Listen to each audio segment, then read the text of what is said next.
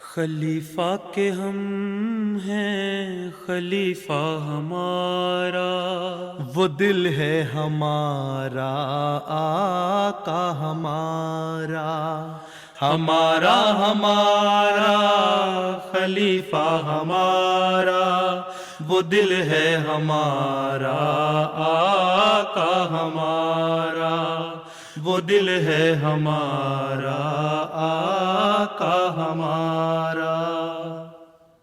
Assalamu alaikum and welcome to This Week with Huzur. We are honored to present highlights from this week's engagements of Hadrat Khalifatul Masih Aidul Ta'ala bin Nasr al-Aziz, including mulaqats with Khuddam delegations from the USA and Germany. In addition, beloved Huzur Aidul Ta'ala bin Nasr al-Aziz also graciously granted an audience to Ernest Imamovic, the mayor of the city of Gorazde in Bosnia. We begin with Saturday's mulaqat, where Hadrat Khalifatul Masih Aidul Ta'ala bin Nasr al-Aziz graciously met with members of Majlis Khuddam al-Ahmadiyya from the USA. Last Saturday, Khuddam from Midwest region of the United States had the blessing of having a mulaqat with Hazrat Khalifatul Masih V, Ayyadallahu Ta'ala bin Nasr al-Aziz. The Khuddam had travelled especially to pray behind Hazrat Amir al-Mu'mineen and were also blessed to have the mulaqat which took place in Islamabad. The Khuddam all had the opportunity to introduce themselves. میں ابھی bachelors in data analytics پڑھ رہا ہوں. اچھا. اور میں بھی ایک وفد میں ہوں. اچھا ماشاء اللہ. اور قرآن شریف بھی پڑھا کرو باقاعدہ. وقفے نو جو ہے نا، وقفین نو کو 5 نمازیں اور قرآن کریم کی تلاوت اور اس کی ٹرانسلیشن، یہ بیسک چیز ہے جو سیکھنے کی ضرورت ہے. تب وقفے نو ہوگا، نا otherwise you can not fulfil your pledge. پیارے حضور، میں 19 سال کا ہوں اور میں وقفے نو میں بھی ہوں، اور ابھی میں یونیورسٹی میں کمپیوٹر سائنس پڑھ رہا ہوں. وقفے نو والی باتیں ہونی چاہیے تمہارے میں. ضرور. داڑھی رکھنا ہے. وقفے no title is not enough. During the mulaqat, the Khuddam also had the opportunity to ask questions on a range of issues affecting the youth. ہم اپنے سے بڑی عمر کے خدام کو مسجد آنے اور جماعتی پروگراموں میں شامل ہونے کے لیے کس طرح توجہ دلا سکتے ہیں؟ ان کو کہو میں آپ سے چھوٹی عمر کا، اس کے باوجود میں قائد بن گیا. اب میں خود تو نہیں بنا، مجھے بنا دیا گیا. اب میں نمازیں پڑھنے آتا ہوں، تو آپ سے بھی درخواست ہے کہ آپ نمازیں پڑھنے آیا کریں. تو توجہ دلانا ہمارا کام ہے. میں بھی اپنے محلے میں زعیم رہا ہوں، اور میرے سے بڑی عمر کے میرے خدام تھے، بلکہ بعض میرے ماموں وغیرہ بھی تھے ہیں. تو ان کو میں کہا کرتا تھا مسجد میں آؤ، نظام ہے. آپ کو پابندی کرنی پڑے گی میری بات کی. ہوں گے ماموں گھر میں، پر جماعت کا جماعتی نظام ہے. ٹھیک ہے. تو ان کو پیار سے سمجھاؤ، ادب سے سمجھاؤ ہیں کہ ہمارے یہ پروگرام ہوتے ہیں، اور ہمیں کوشش کرنی چاہیے کہ جو جماعت کے جو پروگرام ہوں ان کو پر عمل کریں. اور خاص طور پہ اللہ تعالیٰ کا جو حکم ہے نمازیں پڑھنے کا، 5 نمازیں یا مسجد میں جتنی نمازیں ہوتی ہیں، ہمیں کوشش کرنی آئیں تاکہ آپ کے بچے بھی پھر آپ کے کاپی کریں گے، فٹ سٹیپ پہ چلیں گے، اور پھر وہ مسجد میں آئیں گے ہیں. جی. تو اس لیے بچوں کی تربیت کے لیے بھی ضروری ہے کہ آپ آئیں ہیں. اور میری تربیت، میں زعیم تو بن گیا ہوں، لیکن میری تربیت کرنا بھی آپ لوگوں کا فرض ہے. اس لیے آپ لوگ اپنے نمونے دکھائیں تاکہ میں اور بہتر احمدی مسلمان بنوں. ٹھیک ہے. حضور کو نوجوانی میں مختلف صحابہ کرام حضرت مسیح موعود علیہ الصلوۃ والسلام کی صحبت میسر آئی ہوگی. پیارے حضور اسرار شفقت صحابہ کے ساتھ کوئی یادگار واقعہ بیان فرمائے. بچپن میں یا 15-16 سال کی عمر میں صحابہ سے کوئی لمبی چوڑی سٹنگ تو نہیں ہوئی. مولانا غلام رسول راجی کی صاحب سے بات کیا ہوں میں. وہ بیٹھتے تھے، بڑے دعا گو تھے. ان کو کہو دعا کے لیے تو دعا کر کے ہاتھ اٹھا لیا کرتے تھے. حافظ شاہ جان پوری صاحب تھے، بڑے علمی آدمی تھے، جو انجمن کے کوارٹروں میں رہتے تھے. ان کے پاس میں جاتا ہوں، ان کو علم بھی بڑا تھا، اور بوڑھے ہو کر بھی ان کی یادداشت بڑی اچھی تھی. کمرے میں شیلف لگے ہوئے تھے، کتابیں پڑھی تھیں. ان کو پتہ تھا کہ فلاں شیلف میں فلاں کتاب ہے، اس کو نکالو. ان سے علمی گفتگو جن کے ساتھ میں جاتا تھا وہ ان سے علمی گفتگو کرتے تھے، تو یہ چیزیں یاد ہیں۔ حضرت مسلم موعود کا بھی صرف جانا اور بیٹھنا اور سننا باتیں چھوٹی موٹی یاد ہے، ان کا خطبہ دینا، ان کی تقریریں کرنا بھی یاد ہے، لیکن مجھے تقریریں یاد نہیں۔ ٹھیک، میرے دادا صاحب جی تھے، حضرت مسلم موعود کے چھوٹے بیٹے تھے سب سے، وہ بھی کوشش یہ کرتے تھے کہ تربیت ہمیں کی جائے۔ مجھے یا میرے بھائی کو کہتے تھے اخبار پڑھ کے سناؤ، خبریں، خود لیٹ جاتے تھے۔ مجھے کہتے تھے قرآن شریف پڑھو، اور خود سنتے تھے قرآن شریف۔ ٹھیک ہے، اور آرام سے ٹیک لگا کے آنکھیں بند کر لیتا تھا، میں سمجھتا تھا میں پڑھتا جاؤں گا تو ان کو پتہ نہیں لگے گا، لیکن میں پڑھتے ہوئے جہاں غلطی کرتا تھا تو فوراً ٹوک دیتے، نہیں یہ آیت اس طرح نہیں، یہ لفظ اس طرح پڑھنا ہے تم نے۔ ٹھیک، سن رہے ہوتے تھے تو داغ نہیں لگتا تھا ہمارا۔ ٹھیک ہے، تو ویسے بزرگ سے واسطہ پڑا ہے۔ پھر مولوی محمد حسین صاحب ہیں، ان کو میں نے دیکھا ہوا ہے، ان کو جوانی میں کیا کافی بڑی عمر تک زندہ رہے ہیں۔ حضرت مرزا بشیر احمد صاحب بیمار تھے، میرا خیال ہے میں 11-12 سال کا تھا ان کی وفات ہوئی ہے، تو ان کو میں ملنے گیا ایک دفعہ، بڑی عاجزی تھی، بیمار تھے، اور بچوں سے کو کیا کہنا، لیکن کہتے تھے میرے لیے دعا کرو، اللہ تعالیٰ مجھے صحت دے یا میرے لیے آسان کرے زندگی۔ تو اس طرح وہ بزرگ بچوں کو بھی کہہ دیا کرتے تھے دعا کے لیے۔ تو اس طرح کی باتیں تھیں۔ ٹھیک ہے، ٹھیک ہے، جزاک اللہ حضور۔ اجتماع اور ٹھیلوں کے موقع پر بعض اوقات لڑائی اور غلط رویہ دیکھنے میں آتا ہے، ہم اس کو کیسے کم کر سکتے ہیں؟ دیکھو اس کو کئی دفعہ بتا چکا ہوں، کھیل تو ہوتی ہے، اسپورٹس مین اسپرٹ ہونی چاہیے نا۔ ہمارے کھیلیں کوئی اس لیے تو نہیں ہوتی کوئی کمپٹیشن ہے، کوئی میں نے کوئی ونر ہے کوئی لوزر ہے اور اس کو زندگی اور موت کا سوال ہے، it's a matter of life and death تو نہیں ہے۔ ٹھیک ہے، تو اس لیے کھیل کو کھیل کی طرح لینا چاہیے اور تربیت کرنی چاہیے۔ یہ تمہاری عاملہ کے ممبر، صدر خدام الاحمدیہ، سیکٹری تربیت، وہاں ماں باپ، سب کا کام ہے کہ بچوں کی تربیت ایسی ہو کہ ان کو پتہ ہو کہ ہم نے اچھی طرح ہر دفعہ بیہیو کرنا ہے۔ ٹھیک ہے، کھیلوں کے میدان میں بھی۔ تو اس لیے بعض دفعہ یہ ہوتا ہے لڑائیاں ہوتی ہیں تو ان ٹیموں کو یا ان لڑکوں کو ہم بین کر دیتے ہیں کھیلنے سے 1 سال کے لیے 2 سال کے لیے۔ تو یہ تو خیر سزا ہے نا، لیکن اس سے پہلے اگر تربیت اچھی ہو تو یہ واقعہ ہی نہ ہو، کوئی اس طرح بیہیو نہ کرے۔ ٹھیک ہے، جزاک اللہ۔ My question is, how can we protect ourselves and protect our kids so that the pursuit of education and jobs doesn't lead to materialism and divert us from the remembrance of Allah? You should follow Islamic teachings. You should offer 5 daily prayers. I hope that your parents would have told you all these things.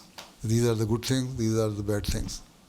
So the same way, you can also train your children, do the proper tarbiyat, set your own examples before them, offer 5 daily prayers, pray for yourself and for your children as well, right?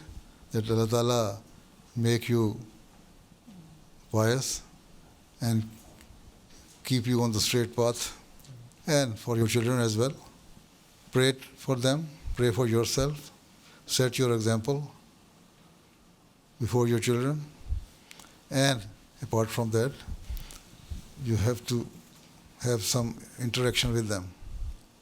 And if not daily, at least once a week, the whole family should sit together, discuss different faith matters, or at least listen to the MTA, or listen to the dars, or read any book, and discuss all these things, so that in this way they would know that their religion, their faith is also something we should be given preference. So if they understand that my parents are prioritizing the religion or faith over everything, then they will follow your footsteps. Okay? Jazakumullah. One of the Khuddam asked Hazrat Amir al-Mu'mineen if he can share his memories of meeting the previous Khulafa. खलीफा सानी तो बीमार थे जब मैं पूरी तरह होश में आना शुरू हुआ, लेकिन उस वक्त भी वो जैसे मैंने बताया इनको कि नसीहत किया करते थे और नहीं बाकी खलीफा मसीह सालिस नसीहत करते थे. एक दफ़ा मुझे याद है मैं स्टूडेंट था, मेरे अब्बा ने कह दिया खलीफा सालिस को कि ये पढ़ता कम है, इसको नसीहत करने लगता है, सोता ज़्यादा है. तो खलीफा सालिस ने बड़े हंस के मुझे कहा कि तुम जितनी देर तुम्हें नींद आती है ना अच्छी तरह सोया करो, उसके बाद बैठ के अच्छी तरह पढ़ लिया करो. ठीक है, सिंपल नसीहत है, कोई कुछ नहीं. यूनिवर्सिटी में जब हम पढ़ते थे 74 के फसाद हुए उस वक्त. ठीक है, उन्होंने MG स्टूडेंट्स को यूनिवर्सिटी से निकाल दिया था. वाइस चांसलर ने कहा यहाँ से चले जाओ क्योंकि दूसरे गैर MG जो हैं हमें मार देंगे. हैं, बड़े विशेष हुए थे वो लोग. उस वक्त खलीफा सालिस ने मुझे कहा कि तुम जाओ यूनिवर्सिटी और दो MG लड़के और ले जाओ, तुम्हें कुछ नहीं कोई कहेगा. तो मेरे वालिद साहब ने कहा कि बड़ी ख़तरनाक बात है. मैं कहा अब तो ख़तरनाक हो या ना ख़तरनाक हो, खलीफा सालिस ने कह दिया मैं तो जाना ही जाना है. ठीक है, तो हम चले गए. तो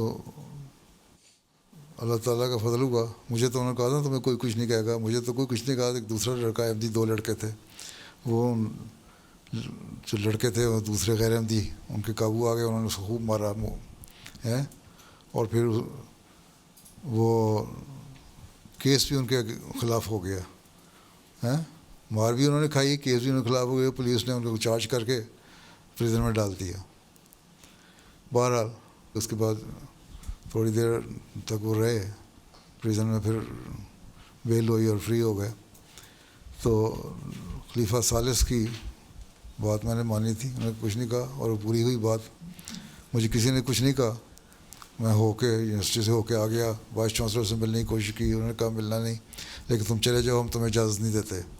ये मैंने आगे सारी बात खलीफा सालिस को बता दी. उन्होंने कहा ठीक है, तुमने जो काम करना था कर लिया, अब ठीक है, अब बैठो, हालात ठीक हो जाएंगे. और कुछ महीने बाद, 1-2 महीने बाद ठीक हो गया. इसी तरह खलीफा राबे के साथ वास्ता रहा, काम में करता रहा. वक्फ़े ज़िंदगी था, मैं गाना में था उस वक़्त, और उन्होंने मुझे वहाँ से हिदायत देते रहते थे कि ये काम करना है, ये काम करना है, और अप्रिशिएट भी करते थे. फिर रफ़ा आ गया वहाँ भी. तो बहरहाल मैं भी कोशिश करता था कि पूरी तरह उनके जो हुक्म है उनको फॉलो करूं, और वो भी मेरी बातों को पसंद करते थे और अप्रिशिएट भी करते थे. हैं, दुआ मेरी यही भी होती थी कोई खलीफा नाराज़ ना हो जाए मेरे से. ठीक है, तो बस इस तरह की बातें होती थी छोटी छोटी. बाकी बातें जो लंबी चौड़ी हैं वो मुझे ना याद आती हैं ना बयान कर सकता हूँ. ठीक है, ना वक्त है. हम जमात और खिलाफत के साथ कैसे अपना ताल्लुक़ मजबूत कर सकते हैं और उन ख़ुदाम कभी जो मस्जिद कम आते हैं. दोस्ती बनाओ ना उन खुदाम से जो मस्जिद कम आते हैं, तुम्हारे दोस्ती में आ जाएंगे तुम्हारे पास. ठीक है, और मस्जिद में कोई प्रोग्राम ऐसे बनाओ जो उनके अट्रैक्शन के भी हों, इंटरेक्टिव प्रोग्राम हों, सवाल जवाब हों, मज़हब की बातें हों, तो वो आएंगे सुनने के लिए. ठीक है, बाकी पहले सबसे मज़बूत ताल्लुक़ पहले अल्लाह ताला मनाना चाहिए. दुआ मांगो कि अल्लाह ताला मुझे तौफीक दे कि मैं उसका हक़ अदा करूं. अल्लाह का हक़ अदा क्या करना है? नमाज़ें पढ़ना वक्त पे. 5 नमाज़ें फ़र्ज़ हैं ना, ये नहीं कि 2 नमाज़ें पढ़ी, 3 पढ़ी, 4 पढ़ी, 1-2 छोड़ दें. सुबह उठो, अपनी ज़िंदगी को रेगुलेट करो, फजर की नमाज़ पढ़ो, फिर उसके बाद जो बाकी प्रोग्राम है वो शुरू करो दिन के. और इसी तरह कोशिश करो कि कुरान शरीफ पढ़ना है. اس کو پڑھو, سمجھو, اس پہ عمل کرنے کی کوشش کرو.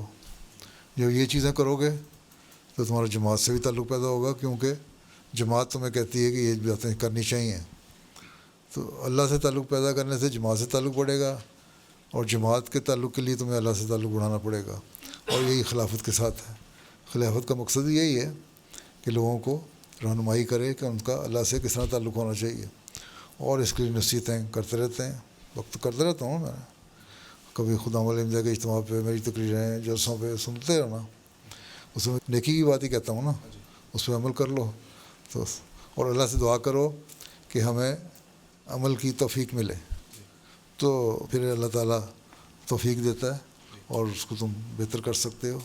اور اسی طرح لوگوں سے جو نہیں آتے, پیچھے لڑکے ہوئے تمہاری ایج گروپ کے لڑکے ہیں, ان کو قریب لاؤ, ان کو مسجد میں لاؤ, ان کے سے سوال جواب ان کے دیکھو کرو, تو ان کو تھوڑا سا انٹرسٹ پیدا ہو پروگراموں میں.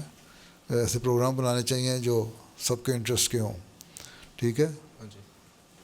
تو بعض وقت کھیلوں کی وجہ سے ہی لوگ آنا شروع ہو جاتے ہیں. چلو اسی بہانے کچھ نہ کچھ تو مسجد میں آنا شروع ہوئے نا, تو پھر ایسے ایسے اٹیچ ہوتے جاتے ہیں, تو پھر باقی پروگرام میں بھی شامل ہو جاتے ہیں. ایک جزاک اللہ حضور. The following day, on Sunday, Khuddam from Schleswig-Holstein region and Dietzenbach from Majlis Khuddam al-Ahmadiyya, Germany, were blessed to have a mulaqat with Hazrat Khalifatul Masih V. The Khuddam had especially traveled to pray behind Hazrat Amir al-Mu'mineen and were blessed to have the mulaqat, which took place in Islamabad. All the persons attending had the opportunity to introduce themselves and were able to ask questions on a range of religious and contemporary issues affecting the youth. One of the Khuddam asked Hazrat Amir al-Mu'mineen how Khuddam can create a sincere love for namaz and Allah the Almighty within their hearts. اللہ میاں پہ یقین ہے, اللہ تعالیٰ ہے. اللہ تعالیٰ کہتا ہے میں رب العالمین ہوں, میں ساری چیزیں دیتا ہوں. اس بات کو مانتے ہو؟ ٹھیک ہے. اگر کوئی انسان تمہیں کوئی تحفہ دے تم اس کے شکر گزار بنتے ہو نا, ٹھیک ہے. اس کا شکریہ ادا کرتے ہو. کوئی تمہیں تحفہ دے یا تمہارے فیور میں کوئی بات کرے یا تمہیں کوئی فائدہ پہنچائے, اس کا شکر ادا کرتے ہو نا.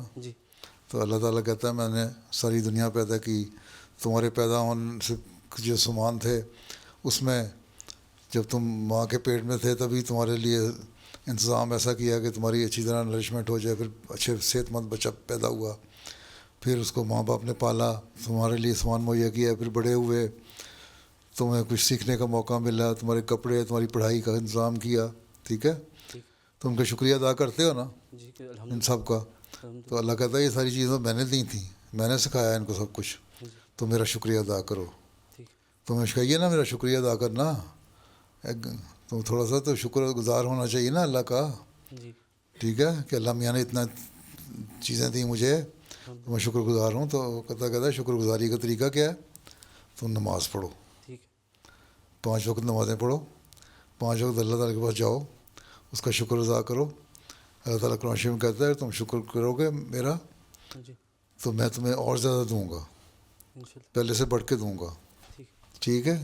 اس لیے اللہ تعالیٰ یہ نہیں کہ شکر ادا کر دیا تو اللہ خوش ہو گیا, ہاں جی میں بڑا خوش ہوں میرے بندے نے شکر ادا کر دیا. اللہ کہتا ہے مجھے تمہاری باتوں اور تمہارے شکریوں کی ضرورت نہیں ہے, لیکن اگر تم کرو گے تو میں تمہیں انعام دوں گا اور دوں گا, بڑھاؤں گا. اس لیے یہ سوچ کے نماز پڑھو تو نماز میں توجہ پیدا ہوگی اور اللہ کا شکر گزار بندے بنو گے, پھر اللہ تعالیٰ کے اور فضل ہوں گے, ٹھیک ہے. السلام علیکم پیارے حضور. خاکسار نے مشاہدہ کیا ہے کہ شادی کے بعد اکثر بہن بھائیوں کے درمیان محبت اور ہم آہنگی کم ہو جاتی ہے, حتیٰ کہ کبھی کبھی اختلافات بھی پیدا ہو جاتے ہیں. حضور, انسان شادی کے بعد اپنے بہن بھائیوں کے ساتھ محبت اور اتحاد کس طرح برقرار رکھ سکتا ہے؟ بات یہ ہے کہ اللہ تعالیٰ کہتے ہیں ہر ایک حقوق ادا کرو, ماں باپ کے حقوق ادا کرو, بہن بھائیوں کے حقوق ادا کرو, بیوی جو کسی کی لڑکی ہے جس کو تم اپنے گھر لائے ہو اس کے حق ادا کرو. اللہ تعالیٰ نے تو ہر ایک کے حق ادا کرنے کا حکم کیا ہے نا, ٹھیک ہے. میں نے تقریروں میں اپنے جلسے کی حقوق کی ایک لسٹ بنائی تھی, 2-3 سال اس پہ تقریر کرتا رہا, ٹھیک ہے, جی ابھی بھی پورے نہیں ہوئے کہ کس طرح حق ادا کرنے ہیں. اگر انسان یہ سوچے کہ میں نے ہر ایک کا حق ادا کرنا ہے تو اختلاف پیدا نہیں ہوتے. دوسرے یہ کہ دعا کرو کہ اللہ تعالیٰ ہمارے اندر محبت اور پیار پیدا کرے جو کبھی ختم نہ ہونے والا ہو. ہیں جی ایسا پیار ہونا چاہیے, محبت ہونی چاہیے تاکہ بہن بھائیوں کے حق ادا بہن بھائیوں کو بھی چاہیے کہ ان کو ریئلائز کرنا چاہیے کہ تم شادی شدہ ہو, تمہاری بیوی آئی ہے تو اس کو ایڈجسٹ کس طرح کرنا ہے. جو بیوی آنے والی ہے اس کو بھی خیال ہونا چاہیے کہ میں نے اپنے سسرال میں جا کے کس طرح ایڈجسٹ کرنا ہے. تمہیں بھی خیال ہونا چاہیے کہ تم نے بیوی کے حق کو کس طرح ادا کرنا ہے اور اپنے گھر والوں کے حق کو ادا کرنا ہے. تم عقل مند ہو خود تو نہیں لڑائی ہوگی, اگر بیوقوف ہو تو لڑائیاں ہوتی رہیں گی. ٹھیک ہے, اپنی عقل کو بڑھاؤ, اپنے جذبات کو کنٹرول میں رکھو اور اچھے اخلاق دکھانے کی کوشش کرو, اور نماز میں دعا بھی کیا کرو اس کے لیے, تو اللہ فضل کرتا ہے. ٹھیک ہے, جزاکم اللہ حضور. ٹھیک ہے. باقی تو جو لوگ لڑتے ہیں وہ پڑھے لکھے لوگ تو نہیں عام طور پہ لڑتے, جاہل لوگ ہی لڑتے ہیں. ٹھیک ہے, تو جاہل نہ بڑھو, پڑھے لکھے بنو. ٹھیک ہے, ٹھیک ہے, جزاکم اللہ. پیارا حضور, سائنس کے مطابق ایک دن کائنات یا تو بگ کرنچ میں ختم ہو جائے گی یا ہیٹ دیف کے ذریعے. حضور, اسلام قیامت کے دن کے حوالے سے اس کو کیسے سمجھتا ہے؟ قرآن شریف پڑھتے ہو؟ جی. سورہ انبیاء میں لکھ رہا ہے بگ بینگ کا. جی. اللہ تعالیٰ کہتا ہے تم صفحے لپیٹ لوں گا. جی. کاغذ جس طرح پلندے لپیٹتے ہیں نا تم, جی. اس طرح لپیٹ کے چلی جائے گی. قیامت آئے گی تو وہ بلیک ہول میں چلا جائے گا سب کچھ. بگ بینگ کا اللہ تعالیٰ نے اس سے پہلے فرمایا کہ اس طرح ہوا کہ سب کچھ سمٹی ہوئی تھی, میں نے پھاڑا اس کو اور مختلف سیارے اور پلانٹس بن گئے ہیں, جس کو ہم یونیورس میں دیکھتے ہیں. تو قرآن شریف تو کہتا ہے بگ بینگ بھی ہوا اور اس کے بعد بلیک ہول میں جاؤ گے تم قیامت والے دن. تو اسلام تو بڑی اچھی تعلیم دیتا ہے, اس کی تفسیر قرآن شریف میں پڑھ لو. تم اگر پڑھو تو تمہیں سمجھ آ جائے گی ساری باتیں. اسلام تو یہ کہتا ہے سائنس جو ہے وہ اللہ تعالیٰ کا عمل ہے, اور جو دینی تعلیم ہے اللہ تعالیٰ کی تعلیم ہے. اللہ تعالیٰ پہلے تو آیت میں کہتا ہے اس سے کہ جو یہ لوگ کہتے ہیں نا کہ خدا کے سوا اور معبود بھی ہوں ہیں, ان کو ہم جہنم میں ڈال دیتے ہیں, ان کو سزا ملے گی. پھر اللہ تعالیٰ نے اگلے یہ فرمایا کافروں کو, یہ تم نے یہ نہیں دیکھا کہ آسمان اور زمین دونوں بند تھے, ہم نے ان کو کھول دیا, پھر پانی سے ہر چیز کو زندہ کیا, کیا ایمان نہیں لاتے؟ ایک تو یہ ہے روحانی طور پہ وہی بھیجی اور اللہ تعالیٰ نے اپنا وجود کو ثابت کیا, انبیاء نے بتائی تعلیم. دوسرا یہ ہے کہ سائنسی طور پر کہ یہ چیز بند تھی, اس کو پھر اللہ تعالیٰ نے پھاڑا اور مختلف پلانٹس بن گئے اور وجود میں آیا دنیا. ٹھیک ہے, اور پھر پانی سے انسان پانی کے بغیر زندہ نہیں رہ سکتا, پانی کی بھی تعریف کر دیا آگے. ٹھیک ہے, اسی طرح بلیک ہول میں جانے کے بارے میں اسی صورت کے آخر میں لکھا ہے کہ ہم آسمان کو اس طرح لپیٹ دیں گے جس طرح رجسٹر یا کاغذ لپیٹے جاتے ہیں, اور جس طرح ہم نے تمہاری پہلی دفعہ پیدائش کی تھی, پہلی دفعہ ہم نے دنیا بنائی تھی, کائنات بنائی تھی, پلانٹس بنائے تھے, اس طرح پھر ایک اور جب ایک بلیک ہول میں چلے جاؤ گے پھر ایک اور بگ بینگ ہوگا, پھر دوبارہ ایک نئی دنیا بنے گی. تو اللہ تعالیٰ تو کہتا ہوں اس طرح پیدا کرتا رہتا ہوں, پیدائش بھی ہوگی اور پھر اس کا ارتقا بھی ہوگا, ایولیوشن بھی ہوگا. تو اللہ تعالیٰ تو یہ سب بتا دیتا ہے. قرآن میں تو ذکر ہے. میں نے آسٹریلیا میں ہم بیٹھے ہوئے تھے, وہاں میرے ساتھ ایک کیتھولک یا کوئی اور عیسائی تھا, بڑا ان کا پادری تھا, وہ بھی بیٹھا ہوا تھا, بائبل کی باتیں کر رہا تھا کہ سائنس جو ہے وہ مذہب سے کے ساتھ نہیں ہوتی. میں نے کہا سائنس اور مذہب ایک چیز ہے. سائنس جو ہے وہ اللہ تعالیٰ نے نہیں انسان کو دماغ دیا اور انسان کو بتایا کہ یہ سائنس ہے اور یہ اس کی جو دنیا میں پریکٹیکل صورتحال ہے وہ ہے. اور مذہب جو ہے وہ روحانیت میں ترقی کرنے کے لیے ہے, اور اس اللہ تعالیٰ نے یہ تعلیم بھی دی ہوئی ہے. تو میں قرآن شریف میں لکھا, پھر میں نے اس کو بتائی آیتیں, پھر میں نے اس کو قرآن شریف تحفہ بھی دے دیا. میں نے کہا جا کے پڑھو. کہتا اچھا, پھر قرآن نے یہ باتیں لکھی ہیں اور کسی مذہب نے نہیں لکھی. کہتے ہیں نا یہ کیا ضرورت تھی مذہب کی, کیا ضرورت تھی اسلام کی, اور بہت سارے مذہب تھے. تو یہی باتیں ہیں دوسرے مذہب کو پتہ ہی نہیں تھیں جو اسلام نے بتائی ہیں کہ بگ بینگ کیا ہوگا, پھر بلیک ہول کیا ہوگا, اور کس طرح انسان پیدا کرے گا, پھر دوبارہ کس طرح ہوگا, جس طرح دنیا کے سائیکل چلتے ہیں.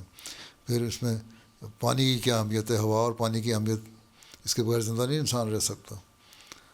وہ انسان کو قرآن شریف میں اللہ تعالیٰ نے بتایا کیا اہمیت ہے. تو اس کو ذرا غور سے پڑھو, اس کی تفسیریں پڑھو تو تمہیں پتہ لگ جائے گا. ٹھیک ہے. جماعت یا ذیلی تنظیم کے عملہ میں بعض اوقات مختلف رائے رکھنے والے افراد ہوتے ہیں.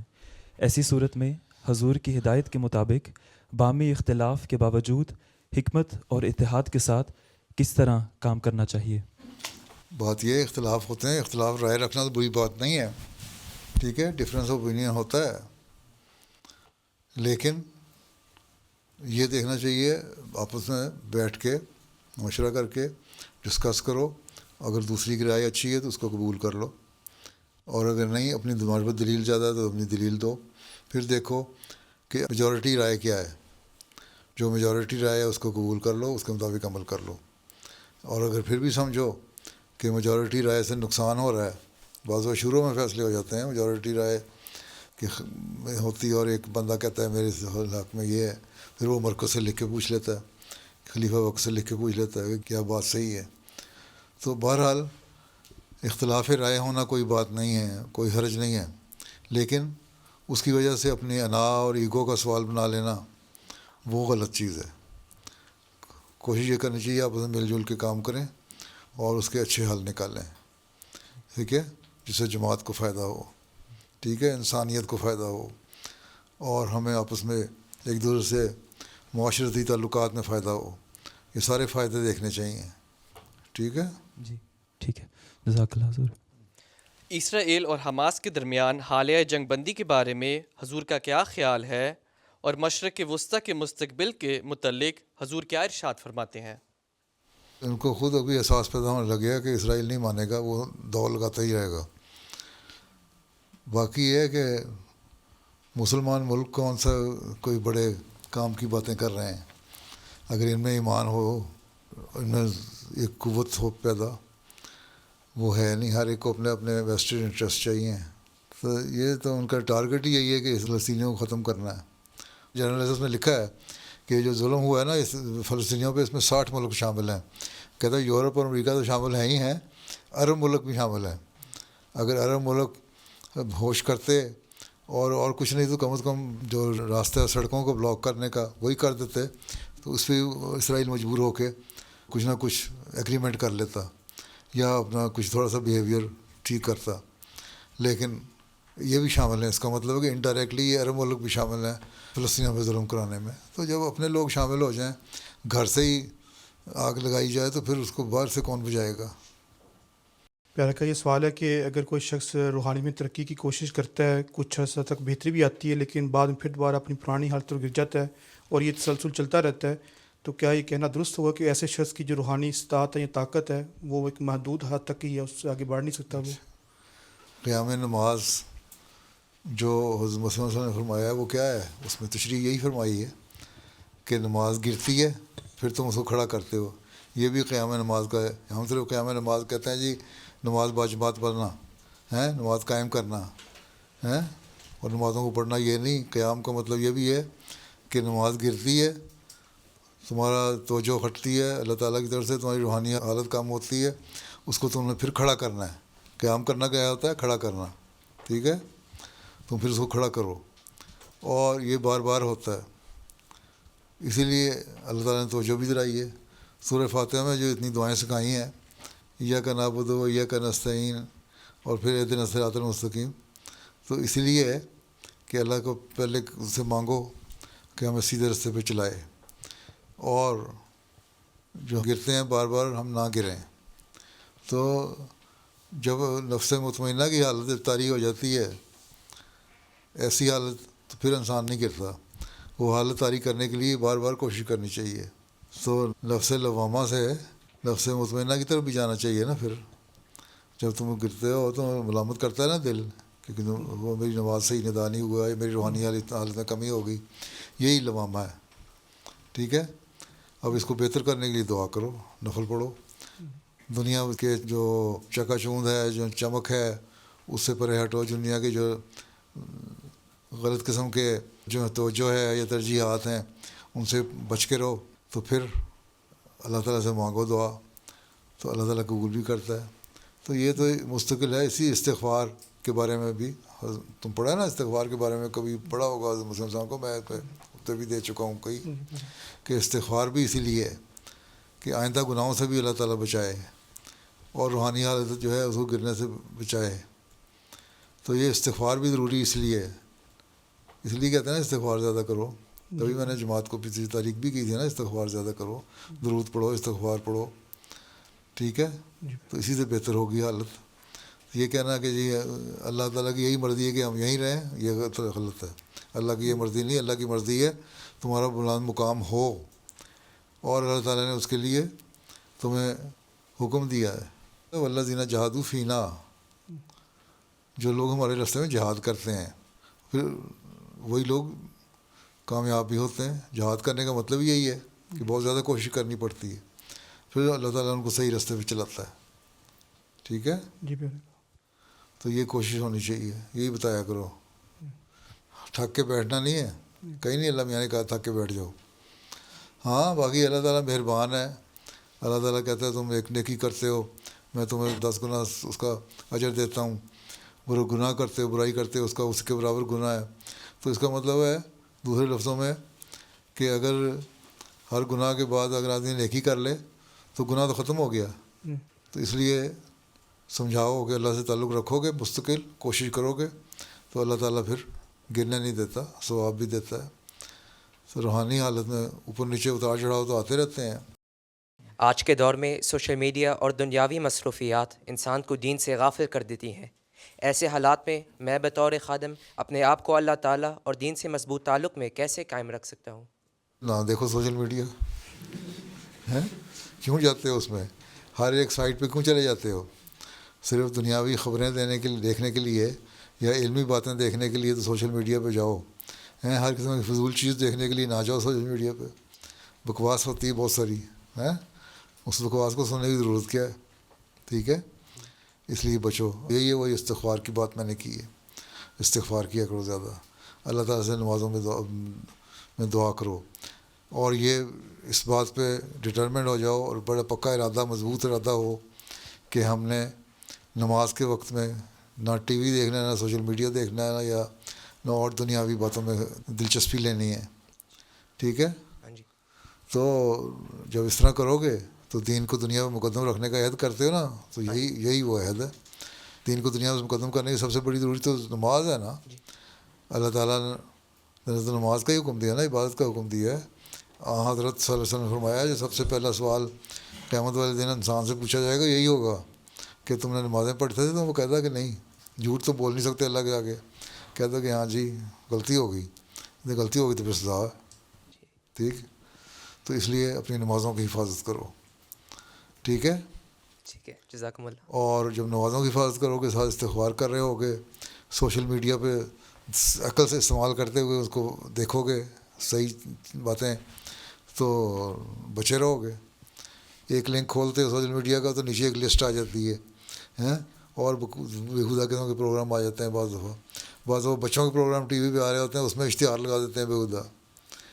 ٹھیک ہے، اس سے بچوں کے پہلی ذہن جو ہیں پلیوٹ ہو رہے ہوتے ہیں، زہر آلود ہو رہے ہوتے ہیں، پوائزن ہو رہے ہوتے ہیں. تو بچوں کو بھی نگرانی رکھنی چاہیے. تم تو خود بچے ہو ابھی، جب تمہارے بچے ہو جائیں گے تو نگرانی رکھنا. اس کو پتہ نہیں AI کیا کچھ کرتب دکھا دے گی اس تمہارے آتے تک. تو اس لیے بچ کے رہو، نمازیں پڑھو، دعائیں کرو، اور ان چیزوں کو ایک حد تک استعمال کرو، فائدے کے لیے استعمال کرو. جہاں نقصان دیکھو وہاں چھوڑ دو.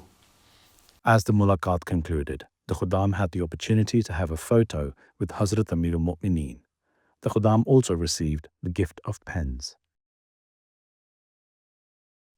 On Monday, Ernest Imamovich, mayor of the city of Gorazde in Bosnia, had the honor of meeting Hazrat Khalifatul Masih V.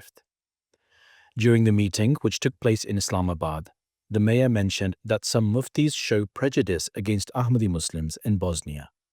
Even our muftis don't have any in-depth knowledge about us. They only believe in hearsay. Whatever the people say, they think they are right.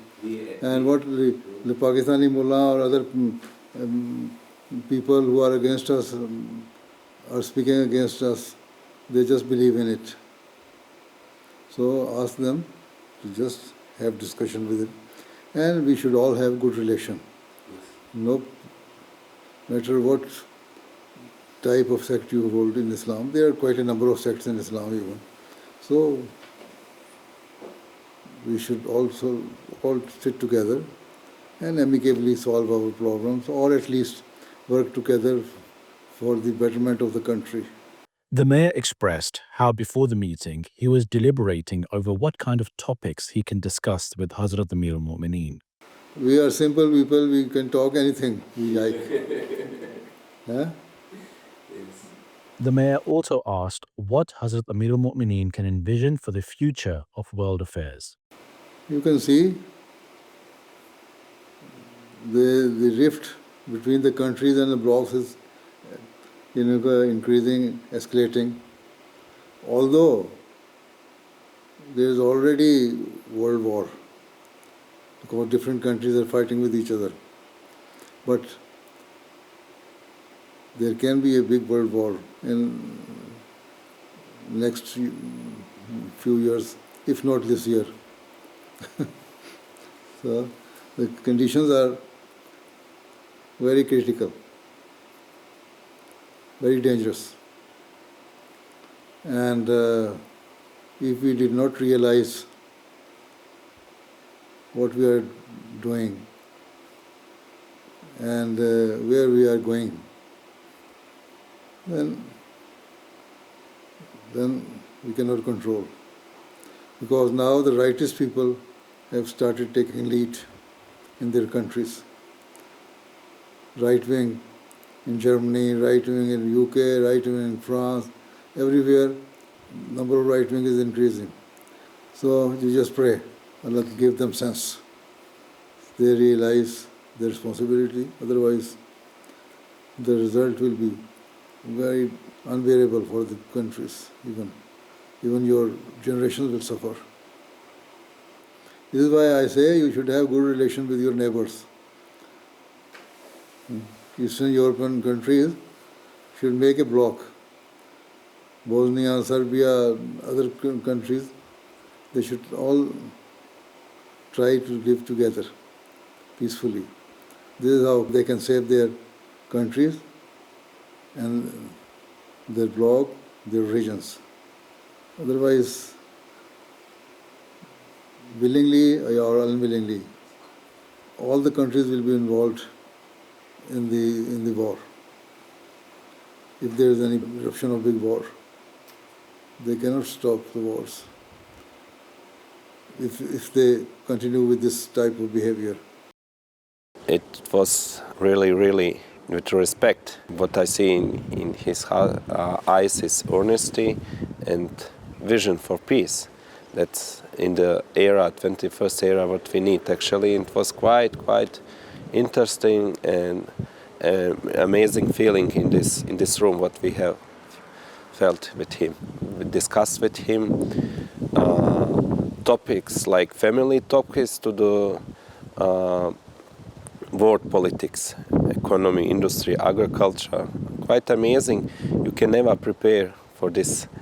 What can he ask you? Actually, from the level of the ordinary question to the high level. And this is quite what's really interesting for me personally. Amazing feeling, yes. Those were highlights from just some of Beloved Huzur's activities over the past week. We now end with our final segment, the Friday Sermon Summary. In today's Friday sermon, Huzur, may Allah be his helper, spoke regarding the expedition of Tabuk. Towards the end of his sermon, Huzur, may Allah be his helper, requested prayers for the victims of the recent attack in Rabwa, the Ahmadis of Pakistan and Bangladesh and the people of Palestine. ربا کی مسجد کے واقعے میں جو زخمی ہوئے تھے، حملے کا جو واقعہ ہوا اس میں جو زخمی ہوئے تھے، ان کے لیے دعا کریں اللہ تعالیٰ زیادہ زخمیوں کو اللہ تعالیٰ اپنی حفاظت میں رکھے اور جلد شفائے کامل عطا فرمائے۔